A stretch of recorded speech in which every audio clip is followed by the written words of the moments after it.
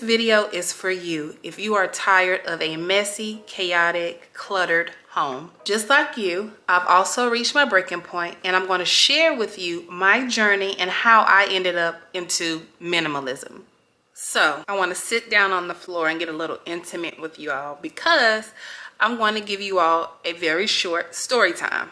So just give you a little backstory. I had my oldest daughter when I was 19 years old. So I was fairly young. I didn't have much guidance growing up, and I ended up in a not so great relationship. There wasn't anything crazy going on, but I was not setting the best example for my daughter. So with that came some behavior issues. So I'm looking at my life as a 19-year-old, 19, 20, 21-year-old, because it was some time that I was in this relationship. But I started to look at my life. I started to look at how my daughter was behaving, the reports I would get from her school, and I was just losing it. Like, what am I doing wrong as a parent? I ended up ending a relationship that I know wasn't the best for me or the best for my daughter, because I wanted structure. It's just a lot of things I wanted that I was not getting, and the relationship was just flat out toxic. So I got on the internet and I started doing some research, and I came across an article. It's been so long ago, I can't find it to put it in this video because, again, it was just something I was sitting in the bathtub, honestly, and I came across an article that talked about toys and too much toys and clutter, which we're going to get to in the video. But I just started to do research on clutter, and that led me to learning more about minimalism. What I found out is clutter does have an impact on a child's mental state, on their overall well-being. It does. Too many toys can be a reflection of clutter, and we had a lot of it. I'll do my best to add a video or a snippet of what her room used to look like. Because it was crazy. But there is a connection between the two. Many toys can cause your child to be overstimulated, and that can lead to frustration. So while she was at school, she would become frustrated with the other students, and she will have a not so nice behavior towards these other children. So again, I got to doing more research and learning more about the toys and the clutter, because it really did have an impact on my daughter.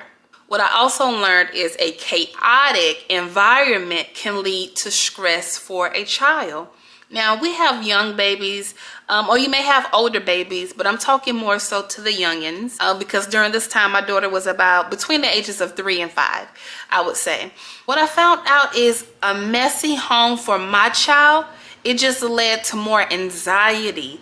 We already have frustration. Now we're dealing with anxiety. So just think about this little child, all these feelings, all of this stuff going on in their insides, and they're having all of these outbursts because of the way you are in your home.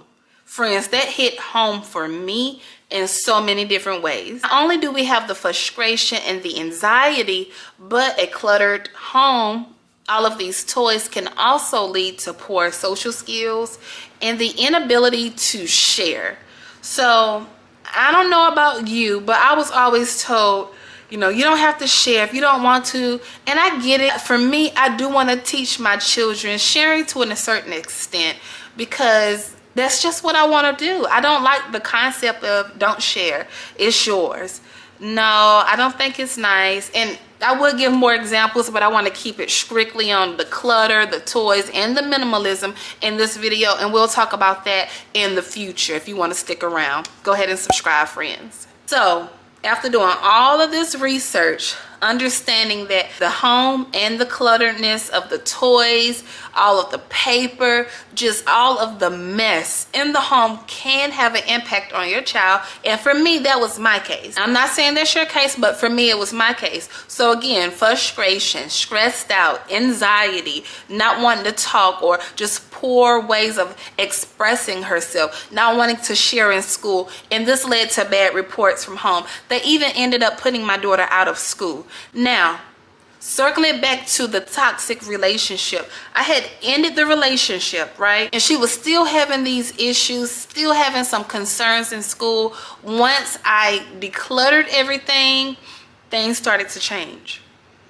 So some of the benefits that I noticed once I decided to declutter the room and just kind of narrow down the toys some of those benefits with the minimalism journey is I noticed that her creativity improved. When I say she is the most creative child that I know, she's very creative. She's not like other kids when it come there, okay?